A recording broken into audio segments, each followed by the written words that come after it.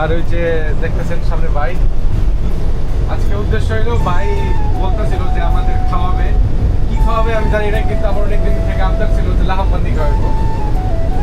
কিন্তু আমি সবসময় মনে করছি মানে খেপসা, আসলে কিন্তু ট্রেডিশনাল খাবার খেপসা না, এই দেশে ট্রেডিশনাল খাবার হচ্ছে লাহামবান্দি। ওই যে উট আছে না, উটের ছোট যে সাইজগুলা, এগুলারে আর কি হাসি ভাষা খাই না, খাই না। তোমার মান্দি খেতে মান্দি বকরি হয় না, মান্দি একই কাছাকাছি। বকরি হয় না, বকরি দেখাবো তাহলে উট খাবো না। হাসি ভাষা এটা লই না, উটগুলো মাংসের স্বাদ লাগে না ভাই। না না, স্বাদ হাসি ভাষা এই হেতার না, শুধু এটাই বেশি মুরগি। আর কি এটাই লেখছে তাইলে, হাসি ভাষা লেখছে। আচ্ছা, এটাই শুধু এর কাছে আর অন্য কিছু না। এই শুধু আপনি কি পরিমাণে খায় না।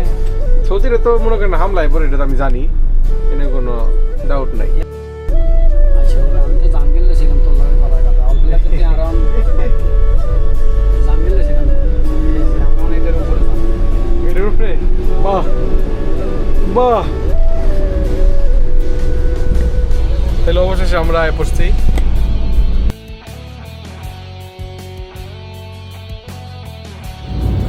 আর আমি বরাবরই কোনো রেস্টুরেন্টের খাবারের রিভিউ দিই না, তো আজকেও দিলাম না।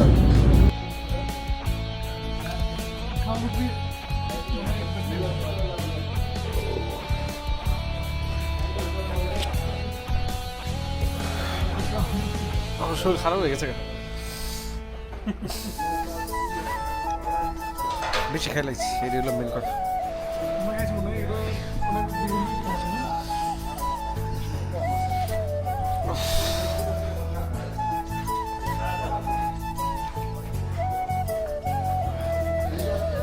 আজকে বুঝলাম যে সৌদির এরকম করে কেন খানা খায়, যেন খায় টানা দিবার পা আমার মতো। তাহলে এরকম করে কেন দিছে?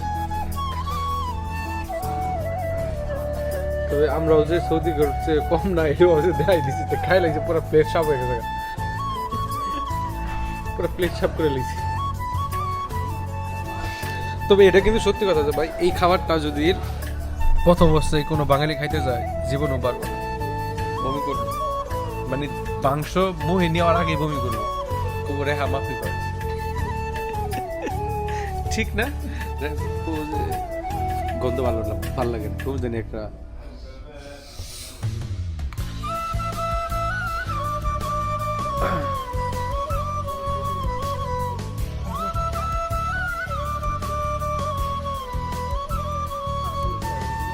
আমাদের খাওয়া দাওয়া শেষ, তো এখন উমর কিছুক্ষণ শুয়েছিল খাওয়ার পরে, কিন্তু খাওয়ার পরে তো আর শোয়া ভালো না, তবুও শুয়ে পড়ছে। তো যাই হোক, খাওয়া কিন্তু ওভার হয়ে গেছে উমরের। তো বিশেষ করে বেলাল ভাইকে ধন্যবাদ জানাই ভালো একটা ট্রিট দেওয়ার জন্য। আমাকে তোমার একটা ট্রিট দেওয়ার লেগে। তো আমার ব্যাগের দিকে আপনি সালামটা হয়ে গেলাম।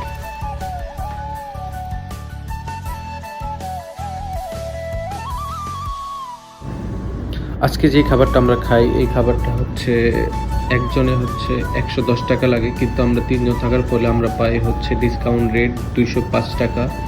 তো 205 টাকা বাংলাদেশে ম্যাক্সিমাম 7,000 টাকার মতো হয়। তো যখন আমরা গেট থেকে বের হচ্ছিলাম, তখন আমার বাইরের ব্যাগ থেকে কিছু কয়েন পড়ে যায়। তো আমরা সেই কয়েনগুলো দেখছিলাম কোথায় কোথায় পড়ছে। তো ওই সময় সিকিউরিটি চলে আসে, কি হয়েছে আমরা বলি যে আমাদের কিছু কয়েন পড়ে গেছে রাস্তার উপরে। দেখ সৌদি দেখে অনেক মজা করতেছিল আমাদের সাথে। তো আমরা তারপরে কয়েনগুলো নিয়ে বের হই। শুক্রিয়া ভাই, বাসায় পড়ছি। খাইতে পারছ না? খাওয়া দাওয়া কিছু হয়ে গেছে।